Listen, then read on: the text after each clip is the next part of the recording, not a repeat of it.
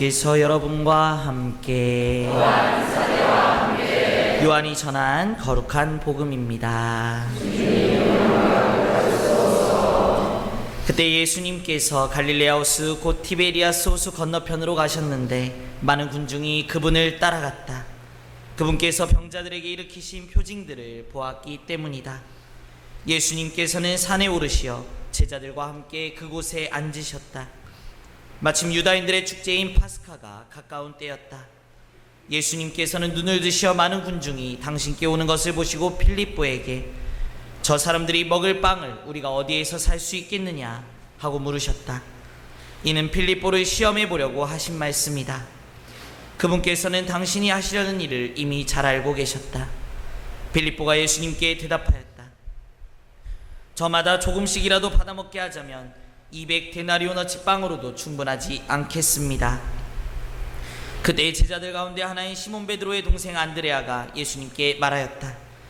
여기 보리빵 5개와 물고기 2마리를 가진 아이가 있습니다만 저렇게 많은 사람에게 이것이 무슨 소용이 있겠습니까?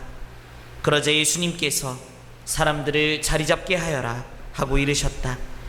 그곳에는 풀이 많았다.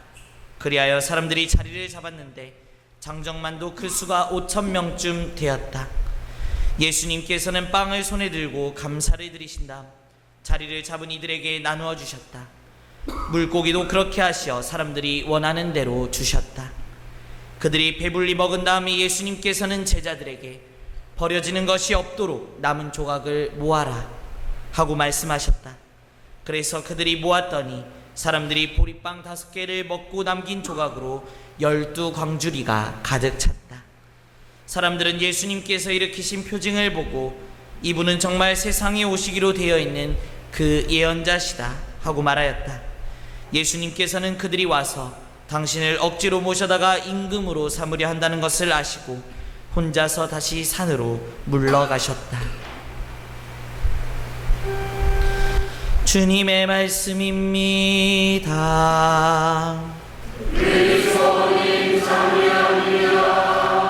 앉으십시오. 찬미 예수님, 교중미사를 오랜만에 집전하는 것 같습니다. 아무튼 반갑고 감사드립니다. 교구주보 다 갖고 오셨죠? 교구주보 1면을 한번 봐볼까요? 반가운 얼굴이 있을 겁니다. 누굽니까? 접니다, 저. 이게 얼굴만 확인하면은 읽지 마시고 다시 두세요. 원래 자리에 얼굴만 확인하면 됩니다. 저라는 것만 확인하시면 됩니다. 왜냐면 어차피 그 내용으로 제가 강론을 할 거니까 읽으시면 안 돼요. 제가 할 게 없어집니다. 두시고 자리에 두시고 1년에 한 번 제주교구는 아직 신부님이 많이 모자라기 때문에 육지의 교구는 뭐 신부님들이 많은 교구는 뭐 한 3년에 4년에 한 번 그 교구주보에 뭐 이렇게 원고를 쓴다고도 합니다. 근데 우리는 아직 모자라기 때문에 이 53주 54주 동안에 그 인원이 안 되죠. 아직 제주교구 사제가. 그래서 1년에 무조건 한 번은 꼭 이제 교구주보의 그 일면에 정말 부담스러운 자리죠. 글로 교구의 모든 신자분들을 만나게 됩니다. 그래서 굉장히 1년에 한 번이지만 저희가 사목계획서 뭐 교구에서 나오는 것들을 보면은 사제들은 뭐 신자분들은 뒤에 행사나 이런 것들을 먼저 보지만 저희는 내가 이번 해에는 몇 주지 뭐 이런 것들을 확인해요. 그게 제일 먼저 확인하는 겁니다. 근데 올해 확인하면서 굉장히 저 개인적으로는 재미있었습니다.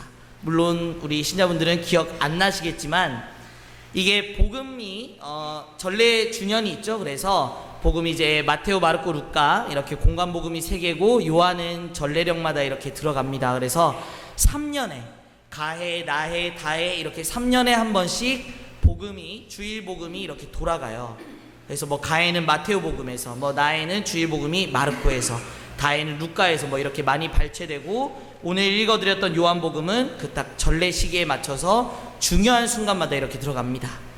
3년에 한 번씩 이렇게 때가 돌아오는데 제가 바야흐로 3년 전에 제가 새 신분 때 더 파릇파릇할 때 이제 1년차 때 제가 이제 교구주보 딱 사인이 연중 제17주일 이승엽 신부 이렇게 났어요.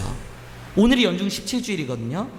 근데 그게 3년을 돌아서 2012년, 2013년, 2014년 해서 2015년 3년이 딱 돌아서 올해 딱 보니까 또 연중 17주일. 이거를 뭐 계산해서 그렇게 놓지는 않았을 겁니다. 고병우 신부님이 복음화실장 신부님께서 뭐 그냥 이제 놓는데 분명히 그거를 계산하지 않으셨을 거예요. 근데 저는 우연찮게도 3년에 한 번 돌아오는 전래 주기에 3년 전에 똑같은 복음으로 글을 썼는데 2015년이 돼서 또 똑같은 복음으로 제주 교구의 모든 신자분들을 만나게 된 겁니다. 이거 얼마나 힘들겠어요. 저는 이미 1년차 때 아주 열정이 넘쳐서 5,000명을 먹이신 기적 해가지고 묵상한 다음에 썼는데 이미 제가 낼 수 있는 거는 쫙 다 뽑아냈는데 또 3년 후에 똑같은 복음으로 교구의 모든 신자분들에게 강론을 써라 이런 거죠. 그러니까 이게 그런 생각도 했습니다. 안 좋은 생각인데 어차피 신자분들은 다 까먹으셨을 거다. 3년 전 원고를 그대로 내도 괜찮지 않을까라는 잠깐 했습니다. 근데 그것은 안 좋은 생각이고, 그래서 3년 전에는 제가 이 어린아이의 관점으로 썼습니다. 그 정말 자기의 저녁거리, 엄마가 도시락으로 싸주셨던 어디 그래 뭐 예수라는 사람이 온다니까는 가보고 싶어 했겠죠. 그래서 그래 갔다 와라. 근데 저녁까지 아마 먹고 와야 되니까 우리 어머니들의 마음이 그거죠. 도시락을 싸주신 거지. 빵 5개와 물고기 2마리. 이 정도면 충분히 너 한 끼 식사는, 빵도 그러니까 제가 볼 때는 아주 조그만 빵이었을 거예요. 그래서 줬고 우리 어린이가 근데 자기의 소중한 저녁 양식을 예수님의 부탁으로 인해서 모두 다 내어줬을 때 예수님의 이 오병이어의 기적이 이루어졌다라는 이제 그 상상을 하면서 복음 강론을 썼습니다. 근데 똑같은 걸 쓸 수 없기 때문에 이번에는 아무튼 먹을 걸로 이제 썼어요. 그래서 그 내용을 이제 제가 이제 강론하고, 혹시 또 관심이 있으시면 집에 가서 제가 이제 말씀드리고 집에 가서 읽어보시면은 훨씬 더 잘 내용이 들어올 겁니다.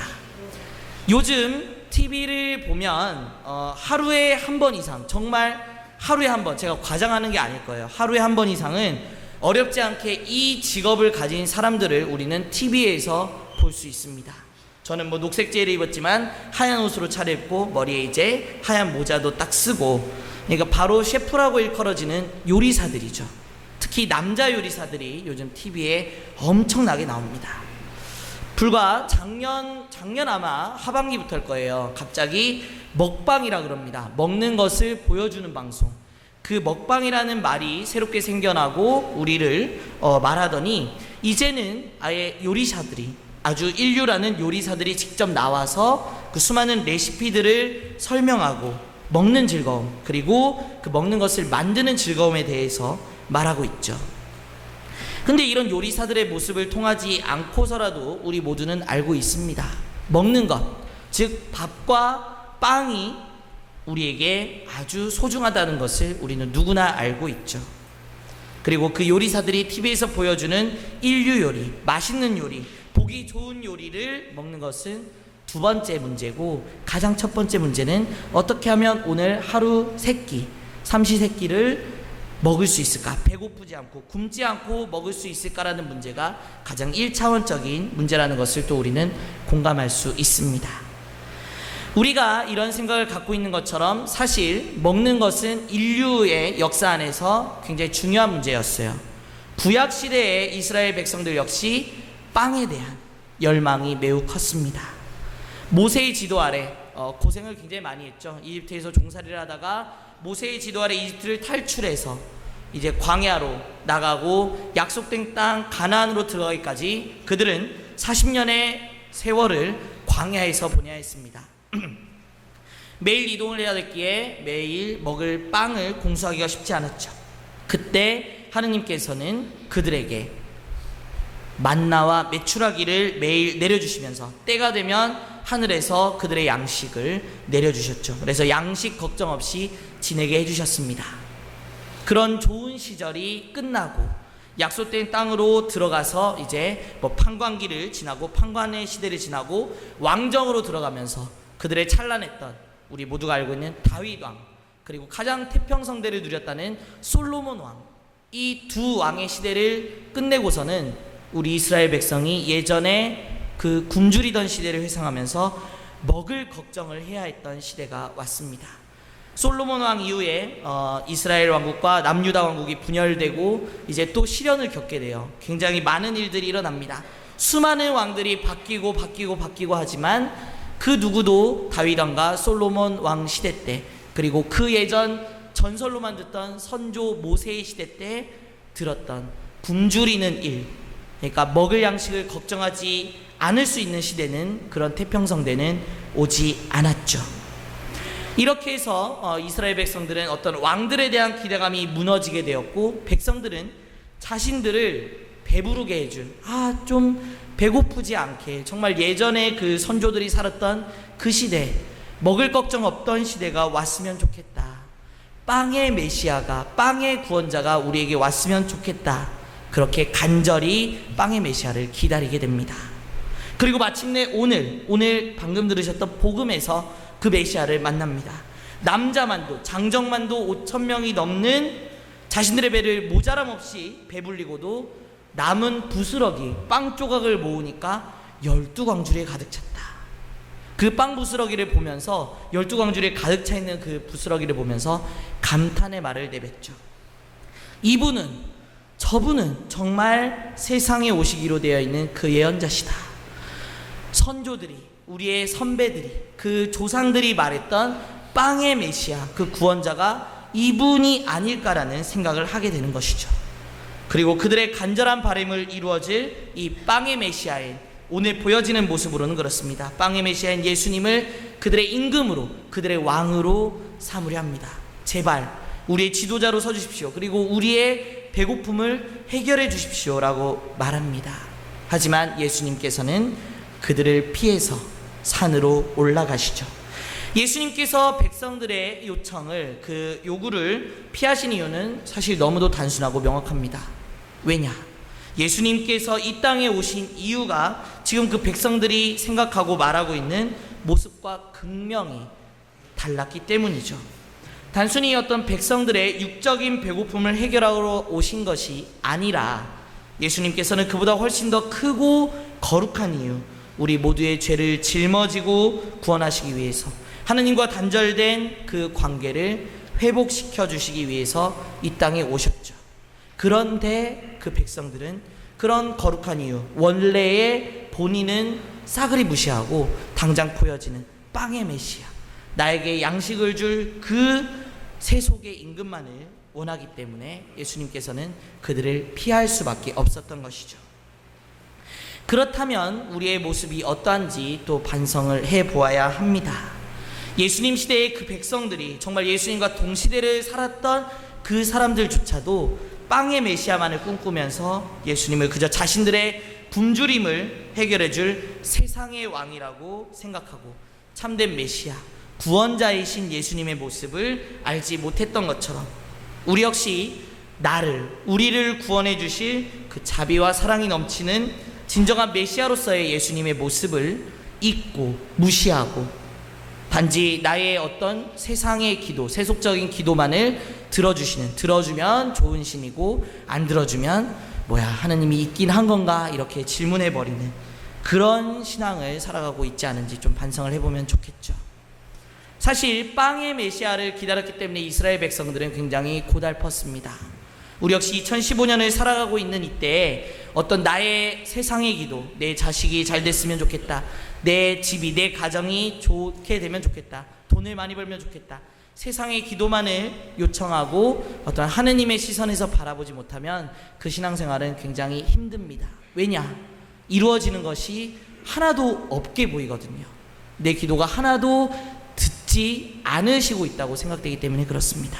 하지만 누누이 말씀드리지만 예수님께서는, 하느님께서는 우리 사람들이, 인간들이 생각하는 방식으로 절대 일하시지 않는 것 같아요.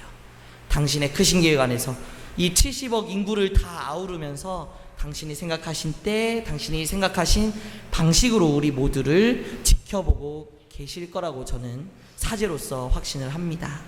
그렇기 때문에 어떤 개인의 어떤 세상의 기도가 이루어지지 않다고 느껴질 때, 그래서 우리의 기도는 언제나 인내라는 단어를 수반해야 하죠.